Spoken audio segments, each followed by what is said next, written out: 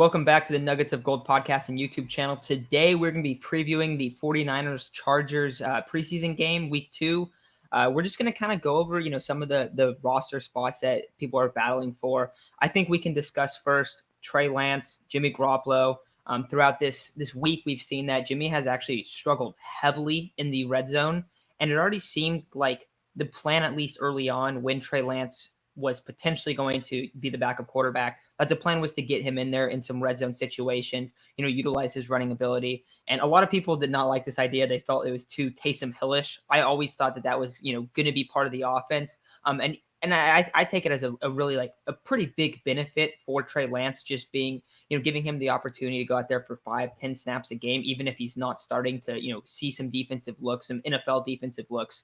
So I did like it, but Aiden, as we know, we've been looking at some of this Chargers practice stuff, and it has been brutal for Jimmy Garoppolo. So the chance that Trey Lance is going to be that week 1 starter, it seems to increase by the day, by the practice. And so, another preseason game where we're going to get to see them. What are you kind of expecting out of the two quarterbacks in this matchup? And do you think there's an opportunity for Trey Lance to maybe potentially gain even some more ground over Jimmy Garoppolo to start week 1? Yeah, I think that's definitely possible. I think it'll be similar to the first preseason game where Jimmy goes out with the ones and plays that first drive, and then Lance will come in for the second drive, and a lot of the ones will still be playing. I do really want to see him behind that first team offensive line. I get that Trent Williams probably won't play. Alex Mack may not play. But it was tough watching him behind that second team, basically third team offensive line last week. So excited to see what he can do with a little bit more time. But the main thing that I want to see from Lance this week is like 3 or 4 designed runs. I want to see what those are going to look like. Kyle may not do that at all. That's going to be a wrinkle that's going to be huge throughout the course of the season. So he may not want to give that away right now. But I want to see how important that is to the offense, because we didn't see any of that during the first game, and I want to see how Kyle is going to treat Lance's like whole career. Has he learned from RG3, or is he like, let's turn this dude into Cam Newton, and say we're going to burn bright for 5 years rather than 15? I'm just super curious to see how often they're going to run him and what those runs are going to look like. I think another thing that's worth mentioning too, when you talk about designed run plays and whatnot, how does Trey Lance look when he slides? Because he didn't slide at North Dakota State. Like, it was very, very rare. And you're talking about the longevity of a guy like this that is able to run around. And we've seen some guys in the division, Russell Wilson, Kyler Murray. Those guys are amazing at getting down, not taking hits, and they're still able to use their legs. And I mean, we've seen Russell Wilson do it for over pretty much like 10 years now. It's been a while that Russell Wilson's been in the league, and he doesn't really look like he's slowing down at all. And a lot of that is because it doesn't feel like he ever gets touched. It really doesn't. So is Trey Lance going to be, a physical style runner like Cam Newton? Like, we've seen that he's able to do that, but the longevity questions are definitely there. So it'll be interesting to kind of see how that plays out. I don't know if we'll see that, like you said, if Kyle wants to kind of show those cards. But even if we see one, it'll just be like, oh, look at this offense. And everyone will just get excited. I do hope we see like one play like that. I also hope that Trey Lance slides, gets down, doesn't get touched on that play, but it's more of just like, all right, you guys saw the look. That's what that zone read's going to look like every once in a while. We throw that wrinkle in there. I think another thing that I really want to see out of Trey Lance is some more consistency in the middle of the field. I think that's probably where like his weakest game is. We've seen that he can, hit these deep shots, these incredible throws down the field. He's a pretty good passer around the line of scrimmage too. I know that, the accuracy concerns are one of the big issues that's kind of like inhibiting him from being the early on starter. But it's mostly in the middle of the field. Well, he'll get a little excited, miss a couple throws. Another thing I want to see is I want to see him get the ball out really quick. In the first preseason game, now, I do not think it was mostly his fault, but there was one throw. I think it was 3rd and 4. It was towards the red zone, not quite in the red zone yet.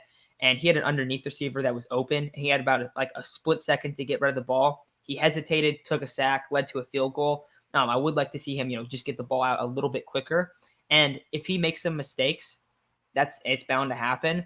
But I do think that he looked good in the first game, and I think that we should expect a continuing performance from him in that aspect where he's going to keep looking good.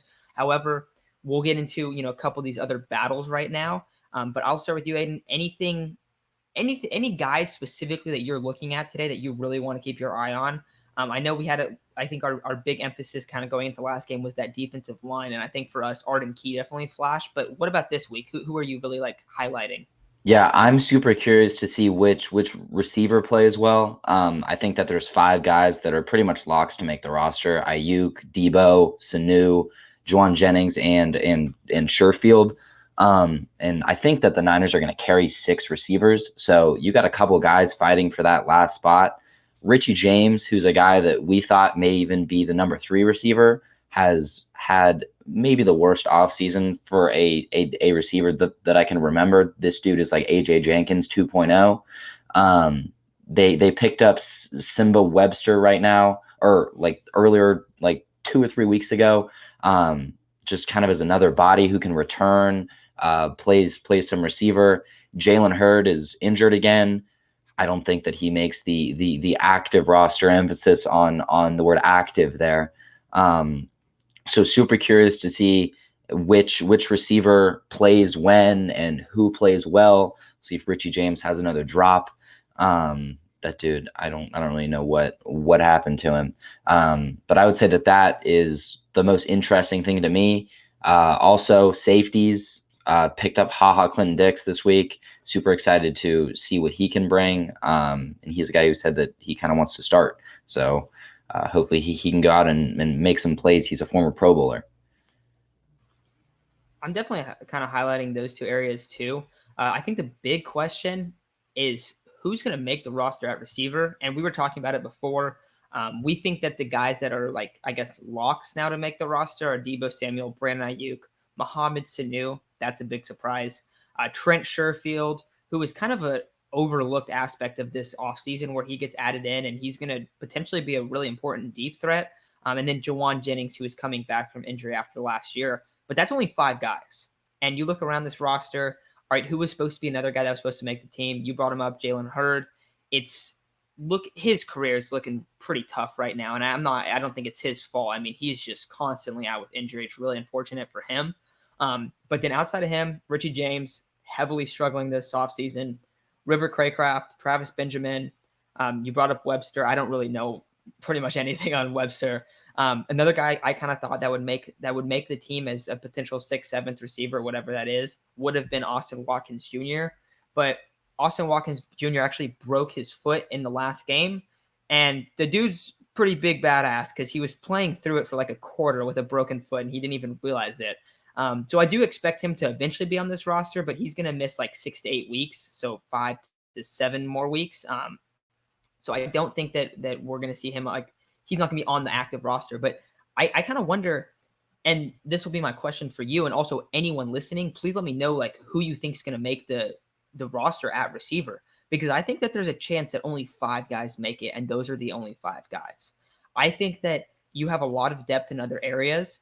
You have an offensive line that's already kind of looking a little bit depleted, and you potentially have a couple different backup options. So maybe they save they keep a offensive lineman. Maybe they keep an extra tight end, potentially keep an extra running back. Like there's a lot of areas where they could keep another guy.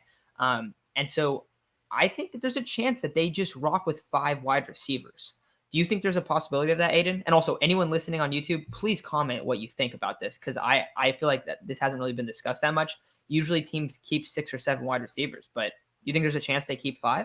I think it's definitely possible. And that really comes back to Kittle. I think if they didn't have a top 2 unarguable tight end who is awesome at catching passes, you'd be more likely to see them take a flyer on some guy.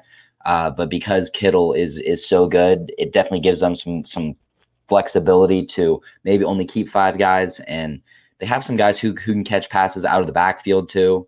And I mean, we've seen the Niners win playoff games throwing 6 completed passes. So don't know how important it is to have more receivers than completed passes.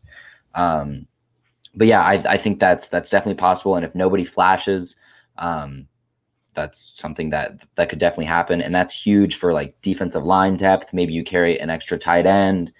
Maybe like Elijah Mitchell makes the active roster rather than the practice squad. Definitely allows some flexibility, but I still expect them to carry 6. Okay, yeah, no, that'll be interesting to see. Also, one thing that we had talked about earlier in the offseason was, this mentality change from almost like the outside zone scheme, which of course we're still going to see aspects of the Kyle Shanahan outside zone scheme. But we were talking about, potentially a little bit more of like that power run scheme being put into it. And one of the big areas that we were highlighting was Aaron Banks potentially, being added to this offensive line. Uh, he's injured. Doesn't look like there was really ever a chance that he was going to start, according to some of the reports from camp. But potentially keeping 4 tight ends, just kind of maybe not necessarily that power game, but maybe that reinforces a little bit of that outside zone that we thought they were potentially going to move away to a little bit. And maybe like as they've seen this offseason go on, they're like, all right, Banks isn't ready to go. We were kind of going to change our run scheme up a little bit, and maybe that's not going to be the case. Maybe they think Trey Sermon is has the speed to really or the burst to really hit those outside zone rushes, and maybe their mentality is changing a little bit. Maybe we were just a little bit premature to think that they were adjusting a little bit. But we'll definitely see how that plays out as the season goes on. But I do wonder if keeping an extra tight end kind of alters, the plans for the run game a little bit. Other battles, though, I think you brought up safety. I think that's a really interesting one. I think the guys you want to highlight, I don't know if Jimmy Ward's going to be playing today. Obviously, he's a lock to make the roster. But the other guys, you have Tavon Wilson, who I think is going to start at strong safety.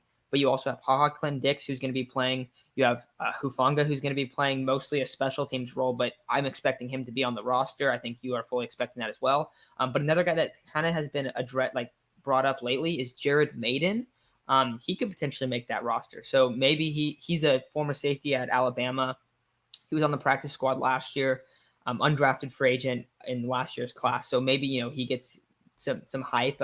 Potentially what we kind of saw from Jonas Griffith in the first week of the preseason, where he was also part of that same undrafted free agency class. So interesting to see how that goes. Also, another position I'm going to be watching and really paying attention to is the linebackers. I like watching linebackers. I think a lot of, if you're watching football, I mean, that's maybe one of the best sports to watch on the defensive side of the football. So hopefully Marcel Harris continues to flash. And so hopefully Jonas Griffith does either as well. I mean, but the thing about Jonas Griffith that I saw is that he is in a lock to make the team. And I thought last time around, he kind of proved like, all right, I am the backup Mike linebacker. I've seen like 53-man roster projections where he's not on it. So he's still fighting. So that makes me more excited because I thought he looked amazing in that first preseason week. But we'll see if he continues that performance. But that's pretty much what I'm kind of looking for right now. Anything else that you're looking for, Aiden? Yeah, I would say offensive line. I kind of mentioned it. They got to play better, especially when Lance is in there for us to accurately look at it. He took a couple sacks during the first week, which we're not sure how much of it is his fault. So want to see those guys play better. Jalen Moore has been a pleasant surprise at tackle. He's going to get another start because Trent is out. And a guy that I think is really interesting to think about in terms of linebacker is going to be Michael Kendricks, who we just signed. Interesting to see if he's going to play an off-ball role, which side he's going to play. We are pretty thin at linebacker. Obviously, if Fred goes down, you're going to be hurting. But say a guy like Dre Greenlaw goes down, who are we starting at that other linebacker spot? So excited to see him get out there. Maybe he can use some of that insider trading background to make some plays with against the Seahawks because he's a former Seahawk. That's where I was going with that.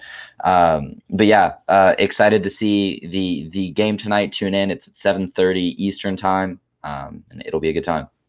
Yeah, absolutely. Final thing I'll ask, just because we brought up the linebackers a little bit more than I was expecting, but if you had to pick, and I'm going to guess that it's 5 guys that make the active roster. Outside of Dre Greenlaw, Fred Warner, who are your other 3? And I'm including the Sam backer spot.